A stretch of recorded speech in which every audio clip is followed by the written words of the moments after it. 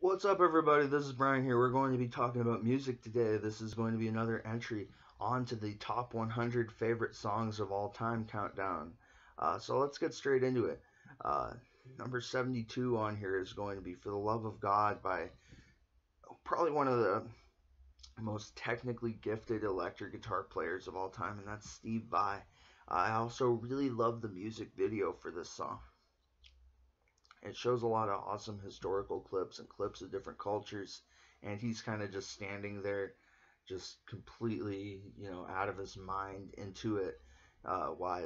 He's completely into it, and he's just like on a mountainside shredding while wearing this weird, like, it almost looks like this kind of, like, it looks like he has a dead fox around his neck. He has this really ugly outfit on, but anyways, I guess it fits the whole theme of nature and ruggedness. But yeah, For the Love of God is a really awesome song, and it's probably one of my favorite instrumental guitar pieces. Number 73 on here is going to be Johnny Cash with Cocaine Blues. This is one of my favorite songs to sing. Sometimes when I'm dealing with jaw myoclonus from epilepsy, which are smaller size seizures from like the big grand mal drop attacks. This is one of the songs I like to sing to help me manage and regain control of my jaw movements. So sometimes I sing my words because, obviously I'm not going to be singing like Michael Jackson or Freddie Mercury or something insane like that that goes in, Chris Cornell goes into high ranges.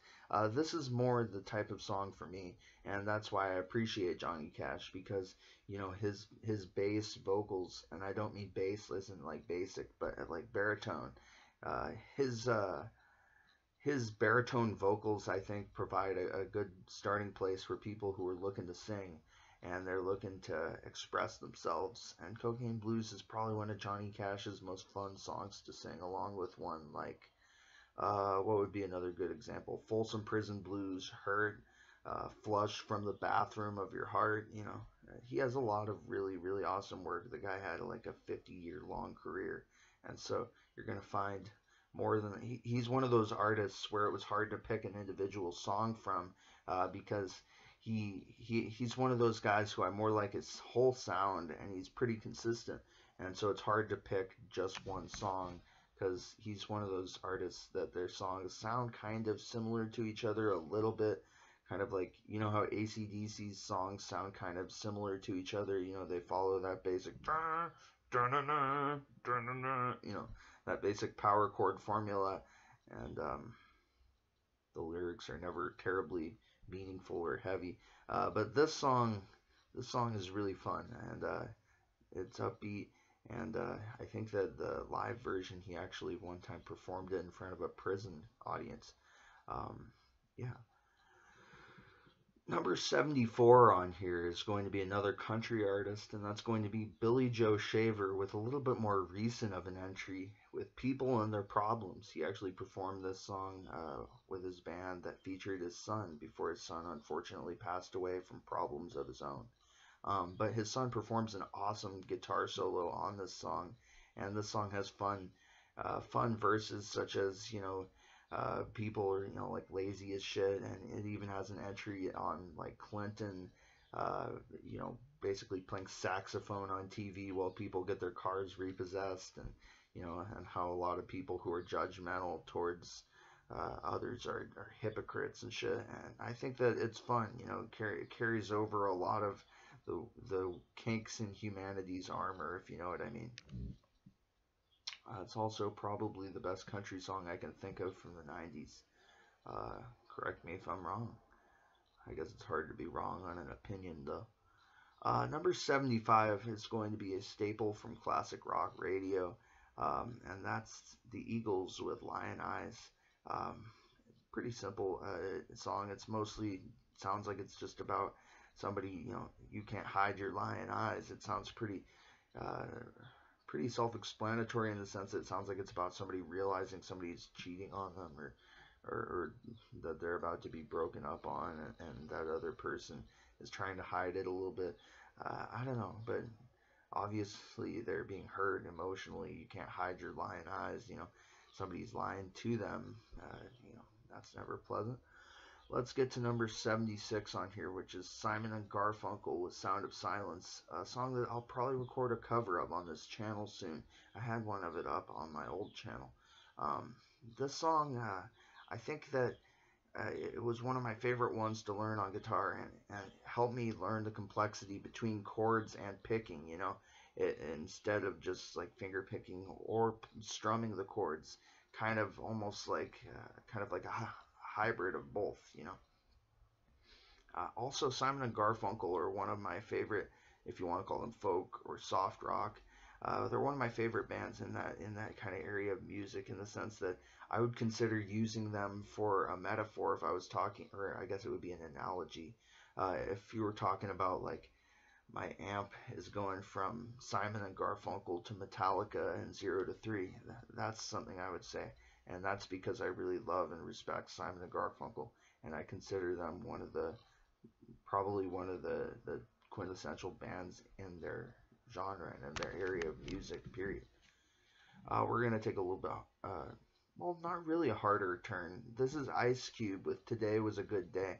This is one of the most upbeat songs in rap, and though it's a more hardcore genre, it's not really a hardcore song, in the sense that this is one of the few uppers. And as I've said time and time again, uppers are a valuable commodity in music, in the sense that there's very few songs that'll make you feel good. So a song that actually, it ends with, the line, um, nobody I know got killed in South Central LA. Today was a good day. It shows you the kind of world that person lives in, and it just takes a basic thing like somebody he loves, or is a friend to him, not dying basically for him to have a good day.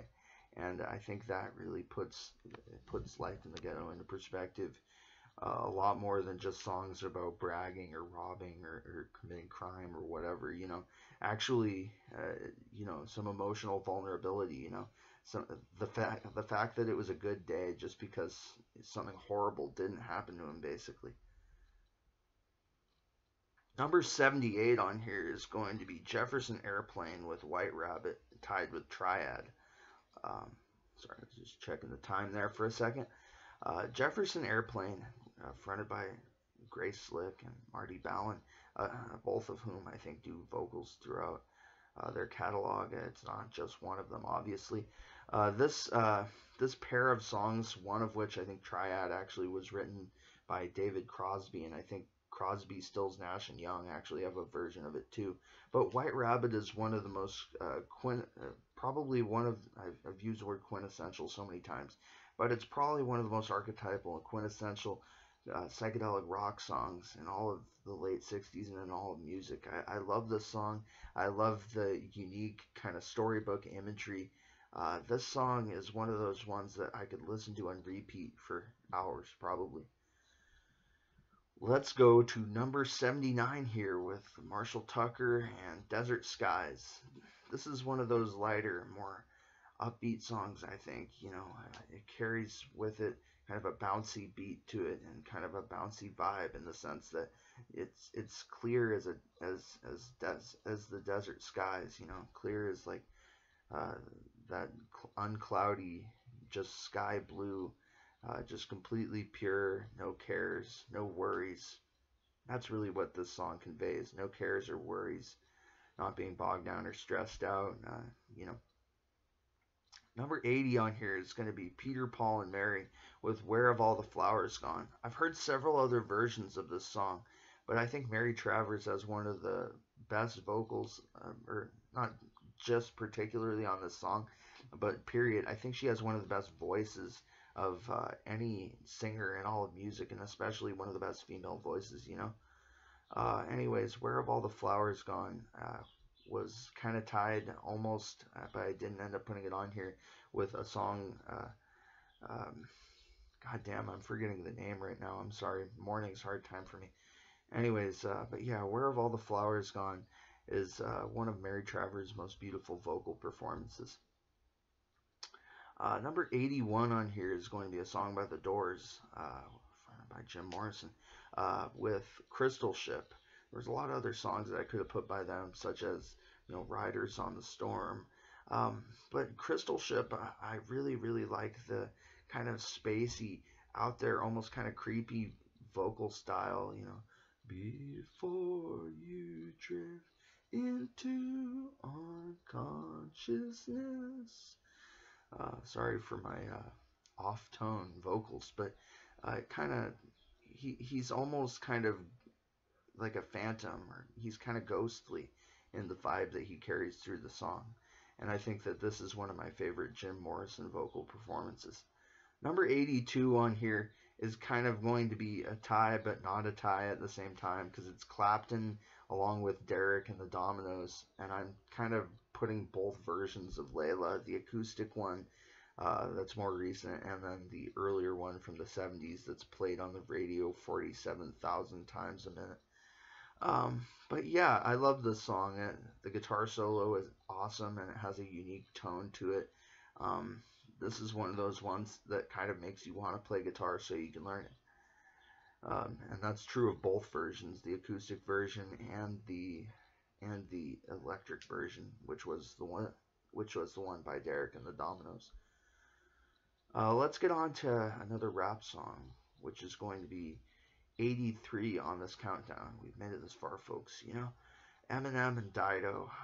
It's going to be Stan.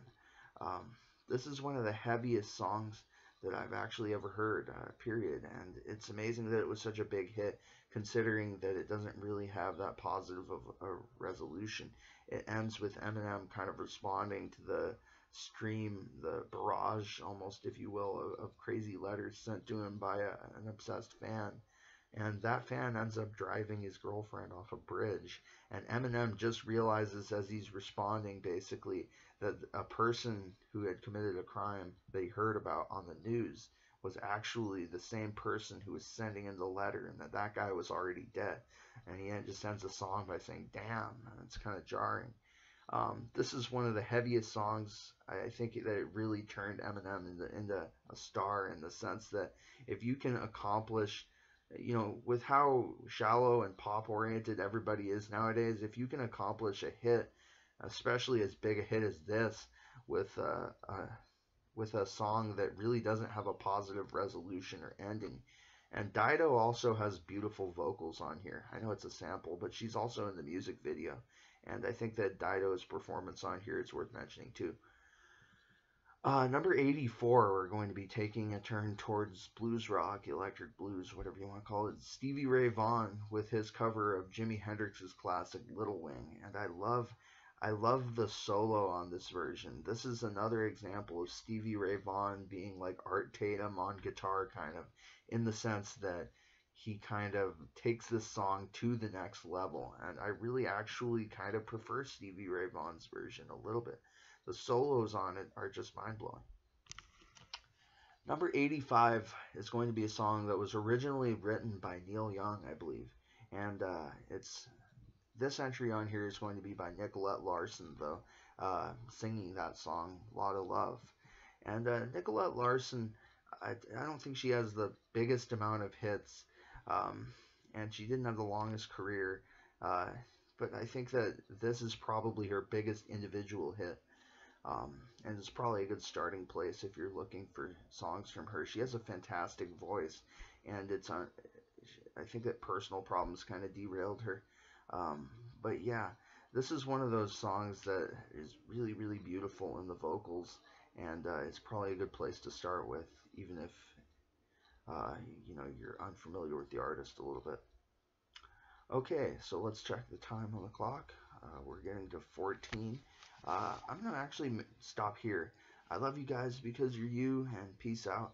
I'm probably going to make the next part of this just so we don't end up running into the clock in the middle of the video and I have to stop in the middle of an entry, you know. So we'll probably actually finish the countdown or come really, really close in the next entry into the series.